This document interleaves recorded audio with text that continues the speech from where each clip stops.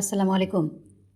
চতুর্থ শ্রেণীর গণিত বইয়ের ৩৯ পৃষ্ঠার আজকে যে নিজে করে দেওয়া আছে, এখানের ১ নম্বরে দেওয়া আছে সঠিক উত্তরের পাশে টিক চিহ্ন দেই। এই সঠিক উত্তরগুলো নিয়ে আলোচনা করব।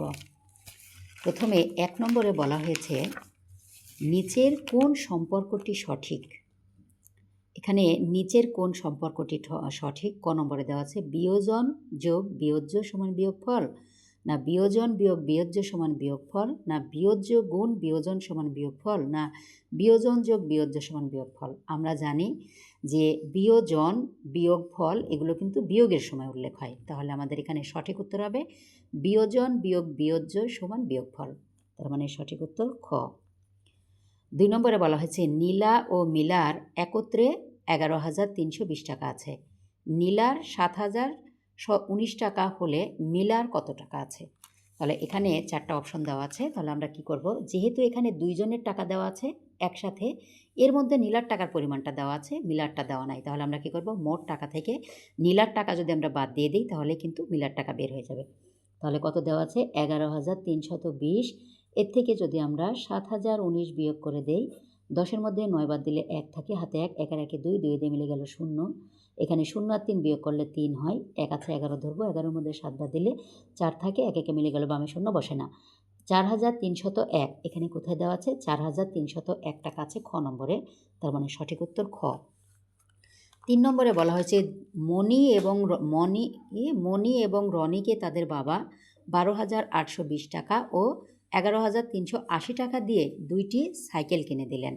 সাইকেল ২টি কিনতে মোট কত টাকা খরচ হলো? তাহলে আমরা জানি এই যে কথাটি মোট মানেই হচ্ছে কি একসাথে করতে হয়, আর একসাথে করা মানে যোগ।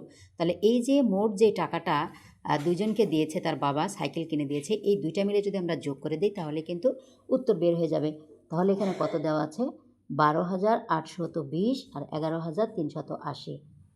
১১,৩৮০ দুইটা মিলে আমরা যোগ করব। ০, ৮ আর ২, ১০-এর ০ হাতে ১, ১ আর ৩, ৪ আর ৮, ১২, ২ হাতে ১, ১ আর ১, ২ আর ২, ৪, ১ আর ১, ২, ২৪,২০০ টাকা। এখানে ২৪,২০০ টাকা কোথায় লেখা আছে? এই যে ঘ নম্বরে ২৪,২০০ টাকা, এটা উত্তর। ৪ নম্বরে বলা হয়েছে ৯,৯৯৯ বিয়োগ ৯৯৯ সমান ৯,০০০। এখানে বিয়োজ্য কত? এখানে আমরা জানি যে সংখ্যাকে বিয়োগ করা হয়, অর্থাৎ প্রথমে যে সংখ্যা থাকে তাকে বলা হয় হচ্ছে বিয়োজন, আর যে সংখ্যা দ্বারা বিয়োগ করা হয় তাকে বলা হয় হচ্ছে বিয়োজ্য, আর বিয়োগ করে যেই ফলটা বের হয় তাকে বলা হয় বিয়োগফল। চাচ্ছে আমাদের বিয়োজ্য, অর্থাৎ ৯৯৯, যে সংখ্যা দ্বারা বিয়োগ করা হয় সেটা, তার মানে ৯৯৯ দ্বারা আমাদের এই সংখ্যাকে বিয়োগ করা হয়েছে, তাই বিয়োজ্য হচ্ছে ৯৯৯। সঠিক উত্তর হবে গ। বিয়োজ্য ৭৯৯ এবং বিয়োগফল ২০১ হলে বিয়োজন কত? বিয়োজন চাচ্ছে, তাহলে বিয়োজনের সূত্র আমরা কি লিখতে পারি, যে বিয়োজন সমান কি, আগে এটা লিখে দিব যে বিয়োজন সমান, এটা সূত্র হয় হচ্ছে বিয়োজ্য যোগ বিয়োগফল,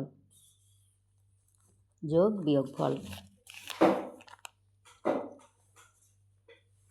তাহলে বিয়োজ্য আর বিয়োজন আমরা এখন যদি যোগ করে দিই, তাহলে এই যে ৭৯৯ যোগ ২০১ যদি যোগ করি, ৯ আর ১, ১০-এর ০ হাতে ১, ১ আর ৯, ১০-এর ০ হাতে ১, ১ আর ২, ৩ আর ৭, ১০, অর্থাৎ আমাদের বিয়োজন কত হয়েছে ১,০০০। তাহলে এখানে সঠিক উত্তর কোনটা দেওয়া আছে? ঘ নম্বরে ১,০০০। আশা করি সবাই বুঝতে পেরেছেন। ধন্যবাদ সবাইকে। আসসালামু আলাইকুম।